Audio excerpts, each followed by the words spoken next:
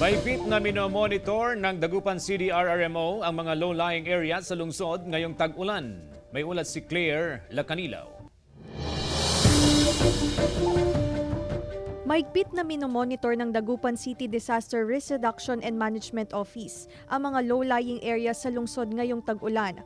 Regular ang koordinasyon ng CDRRMO sa mga flooded-prone barangay. The help din ng barangay for coordination. Dito natin sila namamonitor. Tapos yun din ang request din natin sa barangay na affecting din nila yung pag-monitor at the same time yung coordination din tapos yung pag-aviso sa mga residente na malapit sa mga ganitong lugar. Naka-alerto rin sa tag-ulan ang ilang residente. Siyempre pinatitibay yung bahay o kaya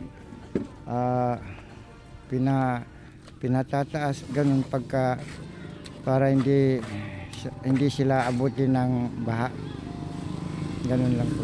Ngayong buwan ng Hunyo, nasa 1 hanggang 2 bagyo ang inaasahang papasok sa Philippine Area of Responsibility ayon sa Pag-asa. Sa ngayon, magiging maulan pa rin sa malaking bahagi ng Hilaga at Gitnang Luzon, kabilang ang ilang bahagi ng Aurora dahil sa epekto ng low pressure area. Tag-ulan na po itong araw ko na to dahil naabot na yung tinatawag natin criteria.